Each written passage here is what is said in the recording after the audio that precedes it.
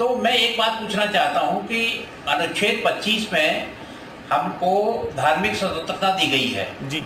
तो जब हिंदुओं के बारे में 1956 में और 1955 में कानून बनाए गए थे शादी के संबंध में, उत्तराधिकार के संबंध में, गोद लेने के संबंध में, तब भी तो अनुच्छेद 25 था। मैं एक बात और पूछना चाहता हूं कि 1937 में शरीयत एक्ट लाया गया था। उस समय शरीयत एक्ट का विरोध क्यों नहीं हुआ था? देखिए, धर्म अपनी जगह है और कानून अपनी जगह है। हमारे यहाँ मुकदमे लड़े जाते हैं, मुकदमों के लिए सिविल प्रोसीजर कोड है जी। फौजदारी के मुकदमों के लिए क्रिमिनल प्रोसीजर कोड है, एग्रीकल्चरल लैंड के लिए यूपी रेवेन्यू कोड है जी। तो इनके कानून से ये कानून सभी पर बाध्यकारी है। इसमें कोई ये ऑप्शन नहीं है कि आप इस कानून को मानेंगे या नहीं मानेंगे, ये कानून बाध्यकारी है। इसके अलावा जहां तक धार्मिक स्वतंत्रता और धार्मिक परिपाटी का सवाल है, मैं आपको जैसे बताऊं कि हिंदू मैरिज एक्ट बनाया गया जी। हिंदू मैरिज एक्ट में प्राविधान सिर्फ ये है कि सप्तपदी होनी चाहिए। उसमें कहीं भी इस बात पर प्रतिबंध नहीं है कि कहाँ मेहंदी प्रतियोगिता होगी, कहाँ हल्दी लगेगी, कैसे लगन चढ़ेगी, उसमें क्या रीति रिवाज होंगे, ऐसा कुछ नहीं है। बिल्कुल। तो कहने का तात्पर्य ये है कि जो आपकी परंपराएं हैं, जो आपकी प्रैक्टिसेस हैं, उनको आप अपना सकते हैं और उसमें कहीं भी कोई विरोध नहीं है। हाँ, इतना जरूर है कि इस कानून से, यूसीसी से महिलाओं का उत्थान होगा, उनकी सामाजिक और आर्थिक स्थिति सुधरेगी, बच्चों की आर्थिक स्थिति सुधरेगी। मैं एक और बड़ा एग्जाम्पल देता हूँ आपको कि जैसे मुस्लिम्स में ओरल हिबा का प्राविधान है कि आप ओरल गिफ्ट कर सकते हैं। मैंने कचहरी में रहते हुए सैकड़ों मुकदमे ऐसे देखे कि जिसमें किसी मुसलमान व्यक्ति ने अपनी संपत्ति बेच दी और उसी का भाई बंधु खड़ा हो गया कि साहब ये तो हमारे दादा मरहूम हमको हिबा कर गए थे। चूंकि ओरल हिबा को 129 ट्रांसफर ऑफ प्रॉपर्टी एक्ट में प्रोटेक्शन मिला हुआ है, इसलिए ये विवाद अक्सर खड़े होते थे कि ये ओरल हिबा था या नहीं था, या जो बैनामा हुआ है वो सही है। तो देखिए, आप समाज समय के साथ आपको मैं ये भी जानना चाहता हूँ, क्या वक्त की भी जरूरत है? आपको चलना होगा। यूसीसी, क्या वक्त की भी जरूरत है? क्योंकि सुप्रीम अदालत भी ये कह चुके, जिसका जिक्र प्रधानमंत्री ने भी कहा कि सुप्रीम कोर्ट डंडा मारता है कि भाई यूसीसी लेकर के आओ, क्योंकि अलग अलग पर्सनल लॉ की वजह से न्यायालय पर भी काम का बोझ बहुत ज्यादा है। निश्चित रूप से ये वक्त की मांग है और इसको 75 साल ऑलरेडी हमारे संविधान को बने हुए 73 साल हो चुके हैं और अभी तक हम संविधान के एक प्राविधान को लागू नहीं कर सके।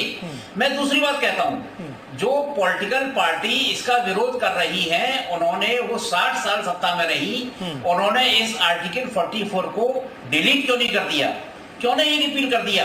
अगर वो नहीं चाहते थे कि यूनिफॉर्म सिविल कोड नाम की कोई चीज हो, तो वो तो 60 साल सत्ता में रहे थे, उसको खत्म कर सकते थे। तो मेरी राय में यूनिफॉर्म सिविल कोड न्यायालयों पर मुकदमों का बोझ घटाने के लिए, समाज में स्त्री और पुरुष को समानता का दर्जा देने के लिए, समाज में सभी वर्गों के बच्चों को समानता का अधिकार देने के लिए, समाज में सभी धर्मों में एक सा उत्तराधिकार लाने के संबंध में ये बहुत जरूरी है। आज कुछ वर्ग में महिलाओं की स्थिति, बच्चों की स्थिति बहुत खराब है जी। जैसे मैं आपको बता दूं कि मुस्लिम व्यक्ति अपनी संपूर्ण संपत्ति की वसीयत नहीं कर सकता, वो केवल 1/3 संपत्ति की वसीयत कर सकता है, जबकि हिंदुओं में ऐसा नहीं है। हिंदुओं में अगर किसी ने स्वार्जित संपत्ति है तो वो पूरी की पूरी अपनी किसी को भी वसीयत कर सकता है। बिल्कुल बिल्कुल। तो ये सब बहुत चीजें फर्क पड़ेगी हैं। मैं आता हूं मित्तल साहब, मैं आता हूं दोबारा आपके पास। बॉबी लॉरेंस हमारे साथ मौजूद हैं, क्रिश्चियन स्कॉलर हैं आप। बॉबी लॉरेंस, आप लोगों के धर्म पर क्या इंपैक्ट पड़ेगा? यूसीसी जब आता है तो मैं जानना चाहता हूं उत्तराधिकारी के संबंध में, गोद लेने के संबंध में, तलाक और शादी के संबंध में क्या फर्क पड़ेगा? क्योंकि बेसिकली हम लोग यही जानते हैं कि यूसीसी कम से कम अभी जो मौजूदा परिस्थितियों में जो चर्चा हो रही है इसी पर इंपैक्ट करेगा।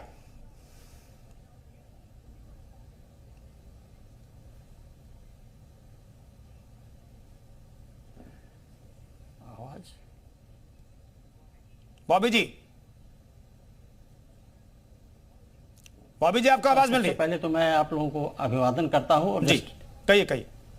हेलो, कहिए पहले तो मैं आप लोगों को अभिवादन करता हूं, सभी लोगों को, और और मैं जस्टिस मित्तल साहब को भी अभिवादन करता हूं। सबसे पहले मैं बताना चाहूंगा कि यूसीसी जो है, ये जैसा भी जस्टिस मित्तल साहब ने बताया कि यूसीसी का जो प्रावधान है वो आर्टिकल 44 में जो है इंडियन कॉन्स्टिट्यूशन में है, यूनिफॉर्म सिविल कोड लागू करने के लिए।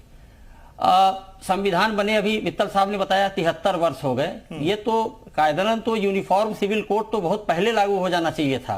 जो अब इसको लागू करने की बात आ रही है, हालांकि देर से ही यह कदम उठाया जा रहा है, लेकिन ये सही दिशा में कदम उठाया जा रहा है और ये लागू होना चाहिए और बिल्कुल लागू होना चाहिए, क्योंकि भारत एक राष्ट्र है, भारत के नागरिक हैं, तो यहाँ पर एक जैसा कानून भी होना चाहिए। एक नागरिक, एक देश, एक जैसा कानून होना चाहिए।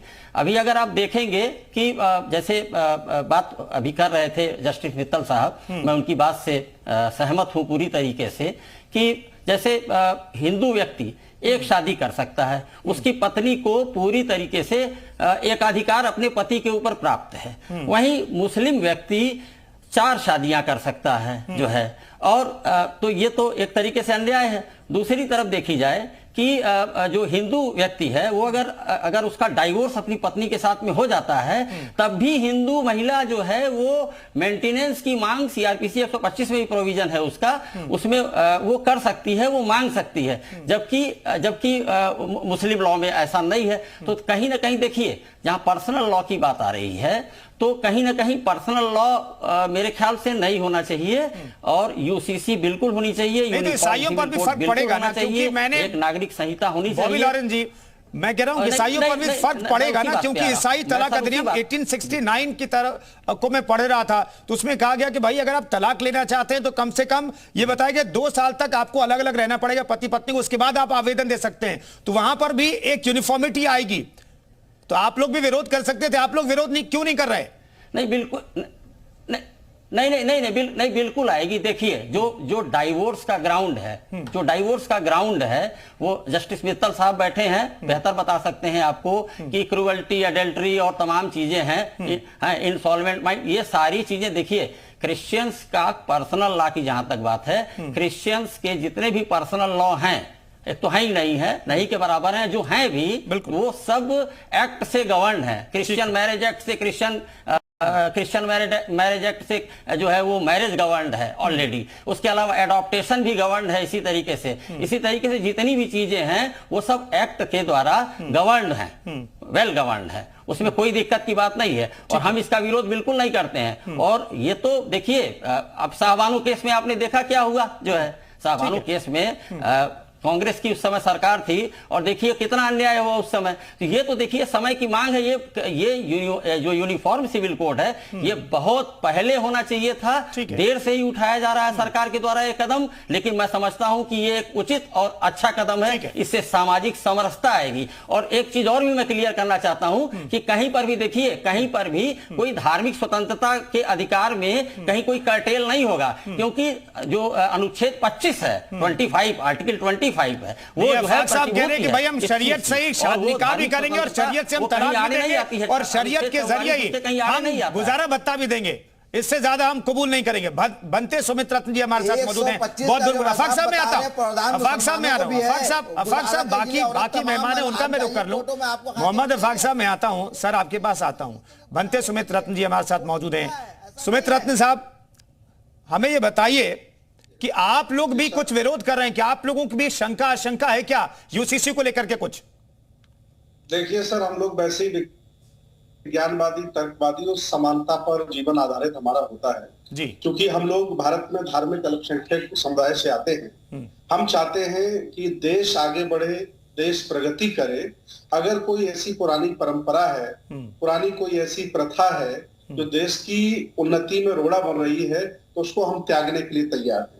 मैं चाहता हूं कि अगर यूसीसी लागू होता है और यूसीसी लागू होने के बाद महिलाओं का बेहतर जीवन हो जाए, यहाँ जो पिछड़े लोग हैं, असहाय कमजोर लोग हैं, दलितों पर अत्याचार बंद हो जाए तो बहुत अच्छा होगा। ऐसा ना हो मणिपुर की तरह जो 2 समुदाय आपस में लड़ करके भारत में भी कहीं इसी तरह की हिंसा न फैल जाए, ऐसा हम सोचते हैं। और दूसरा हमारा एक और कहना है, यूसीसी अल्पसंख्यक समुदायों के धर्म की स्वतंत्रता का उल्लंघन करेगा जी।